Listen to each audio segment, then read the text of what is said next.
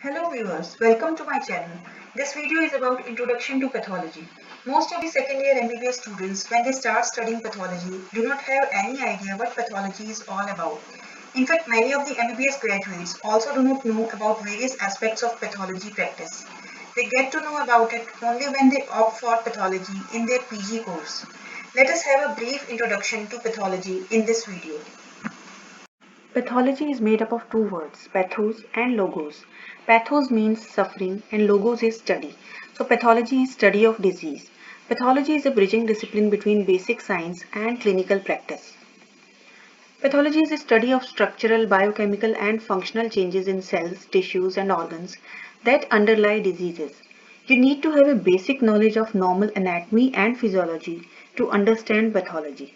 Pathology deals with knowledge of what causes disease, how disease starts, progresses, and it explains the reason for signs and symptoms of patient. So, if we say biology, physiology, anatomy, biochemistry, histology, embryology are the roots, then pathology is the stem that connects the roots to the branches of clinical practice, which are medicine, surgery, obstetrics, gynecology, community medicine, pediatrics, oncology. So we can say that pathology is the bridging discipline between basic sciences and clinical practice. How do we study pathology? Pathology is divided into general pathology and systemic pathology. General pathology deals with the common basic reactions of cells and tissues to injurious stimuli, the basic mechanism of development of diseases which are not tissue specific, for example, inflammation, hemodynamic disorder, and general aspects of neoplasia. In systemic pathology, it describes the specific responses of specialized organs and tissues to defined stimuli. It deals with the alterations and underlying mechanisms of diseases of particular organ system. For example, diseases of cardiovascular system, diseases of hematopoietic system. Sub-branches of pathology. These are histopathology, cytopathology, hematopathology, clinical pathology, forensic pathology, immunopathology, molecular pathology. Histopathology. It deals with gross and microscopic examination of surgical specimens as well as biopsy to study and diagnose diseases.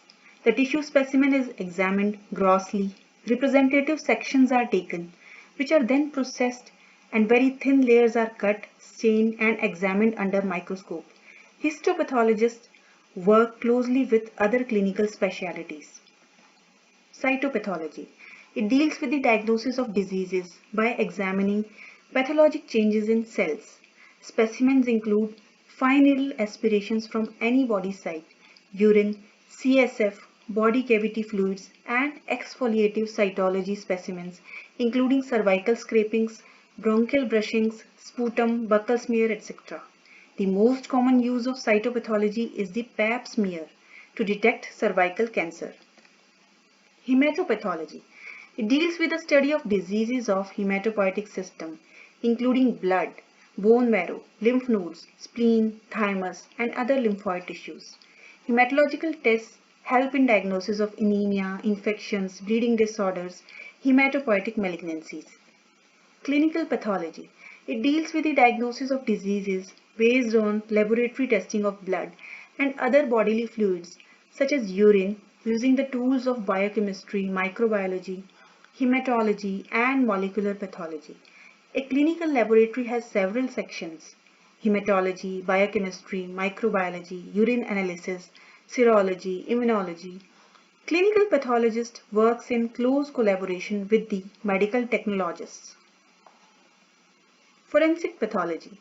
The role of forensic pathologist is to perform medico-legal autopsies and determine the cause of death. They collect and examine tissue specimens for the possible cause of death. Immunopathology. In this branch, the immune responses related to diseases are studied. It includes study of immune mechanisms, hypersensitivity reactions, immunodeficiency, autoimmune diseases. Immunohistochemistry, which is a mix of immunology and histology, applies the principle of immunostaining. In this process, antigens are selectively identified in tissue section by using the principle of antibodies binding specially to antigens.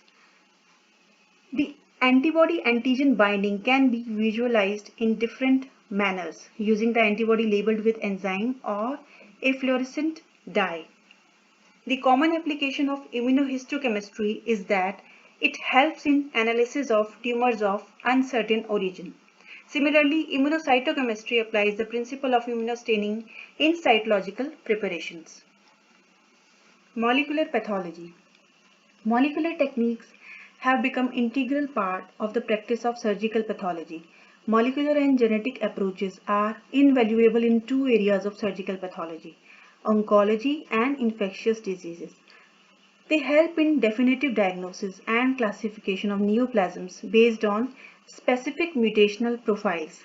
The various techniques used are numerous. Some of these are polymerase chain reaction, reverse transcriptase PCR, fluorescent in situ hybridization, DNA microarrays. Omics. Omics are emerging technologies that deal with the study of behavior of cells, tissues, organs at the molecular level. The characteristics of cellular molecules such as genes, proteins, or small metabolites are studied. This includes genomics, the study of genes and their functions; proteomics, the study of proteins; metabolomics, the study of molecules involved in cellular metabolism; transcriptomics, the study of mRNA. Bioinformatics. It involves management and analysis of biological data using advanced computing techniques. The US National Center for Biotechnology Information serves as an integrated source of genomics information and bioinformatics tool for researchers. What is disease? It is the state in which an individual exhibits an anatomical, physiological, or biochemical deviation from the normal. How do we classify diseases? They can be classified as developmental, which is genetic, congenital. Congenital is present since birth, and genetic diseases have a genetic basis. Acquired. These are inflammatory, nutritional, neoplastic, degenerative, metabolic, iatrogenic.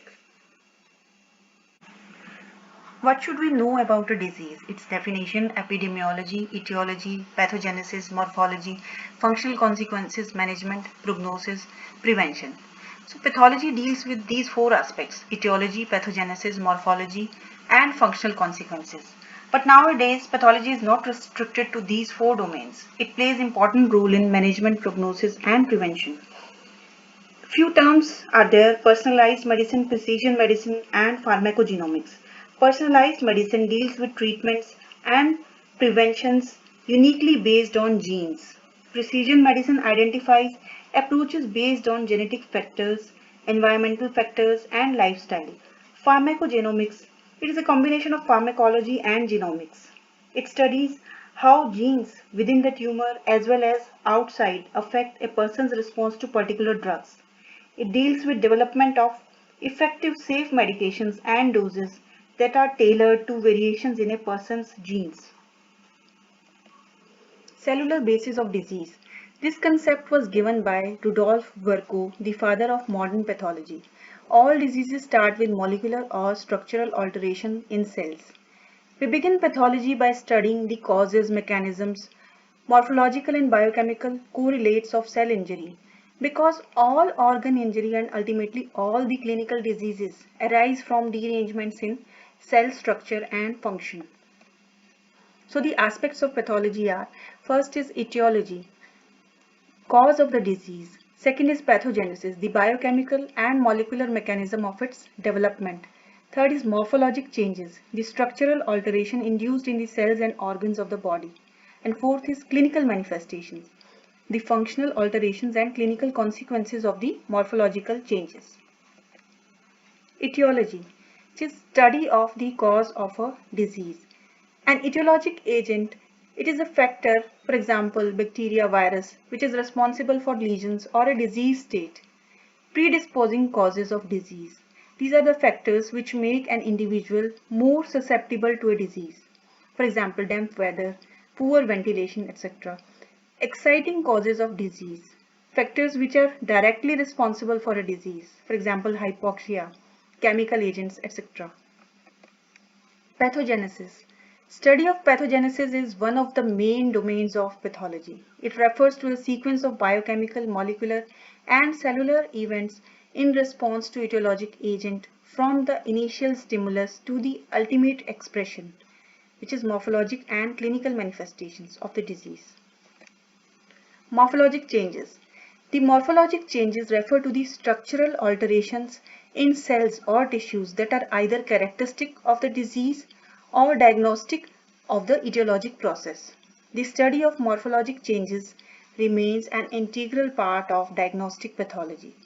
The gross examination of specimen, which includes size, shape, weight, color, consistency, cut surface, and microscopic examination, including histopathological and cytopathological examination, are the mainstays of morphologic study. Recent advances in newer molecular technologies like analysis of protein expression, genetic alterations, next-gen sequencing are being used to predict the behavior of tumor and response to therapy. The gross examination. This is gross examination of mature cystic teratoma ovary. So the ovary, it is reduced to a cystic cavity which is filled with pultaceous material, hair and tooth-like structure in the wall. On microscopic examination, it shows cellular elements derived from all the germ layers, stratified squamous epithelium with cartilaginous and thyroid tissue in the subepithelial tissue. So gross and microscopic examination are required for the confirmation of the diagnosis. Functional derangement and clinical manifestations.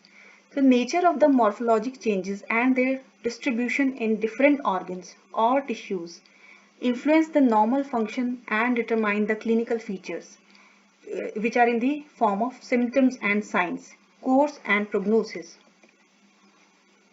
So the symptoms are the subjective sign of disease. For example, chest pain, dizziness, loss of appetite, weakness, numbness, headache, toothache. So these are experienced by the patient. Sign is the objective symptom of disease. This is elicited by the clinician. For example, ascites, cachexia, gynecomastia, hemoptysis, hepatomegaly, splenomegaly, icterus, lymphadenopathy, palmar erythema. I hope you liked the video. For more such videos and MCQs in pathology, please subscribe my channel and press the bell icon for notifications. Thanks for watching.